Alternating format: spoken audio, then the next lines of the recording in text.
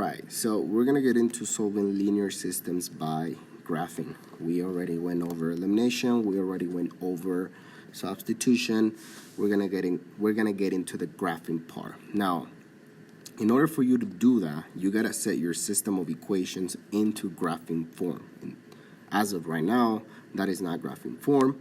Doesn't mean you can't graph that, but it's just not in graphing form. Sometimes they're going to give you the problem already in graphing form, but in this case, I wanted to show you an example where it wasn't already set up for you.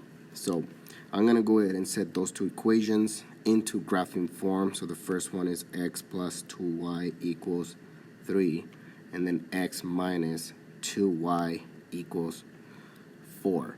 I see that they're linear equations, so to put them into graphing form, we need to set them into slope-intercept form, which is y equals mx plus b. So we got to get that y by itself. So the first one, I'm going to minus x to both sides. So now I have 2y equals negative x plus 3 divided by 2. We're going to end up with some fractions. It's all right. That equals 1. So y equals negative 1 over 2 x plus 3 over 2, which is just 1.5. We're going to do the same thing on the other side, or for the other equation. So negative x minus 2y equals negative x plus 4 divided by negative 2. That goes to 1, so y equals negative and a negative equals a positive, so that is 1/2 x. And positive 4 divided by negative 2 equals negative 2. So those are going to be the two equations that I'm going to be solving. They are in graphing form.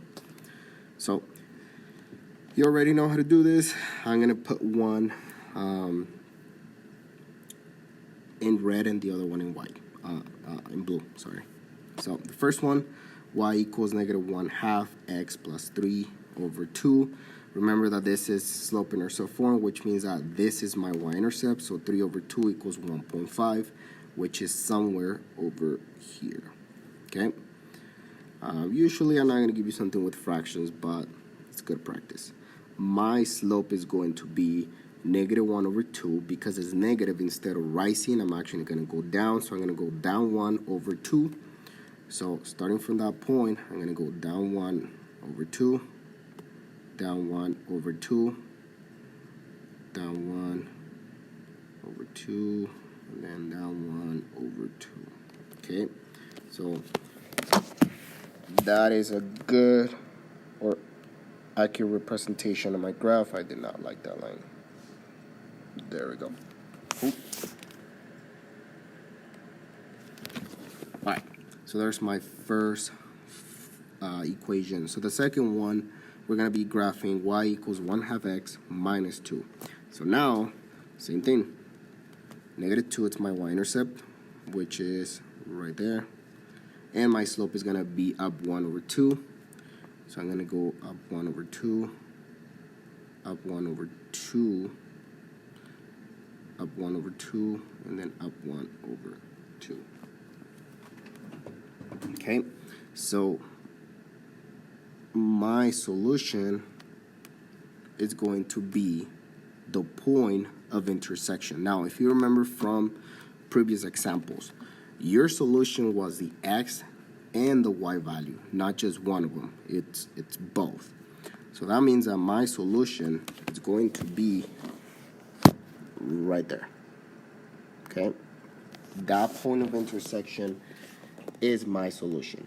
Now, unfortunately, it's not a really accurate number or accurate point. For the most part, I'm going to give you an actual point that you can see. For now, we're kind of going to have to so I'm estimated that it's about, my x value is about, I don't know, 3.5, comma, maybe 0.5, negative 0.5 for the y. So negative 0.5. Okay, so that's your x and that's your y value. So that is the solution to your system. All right.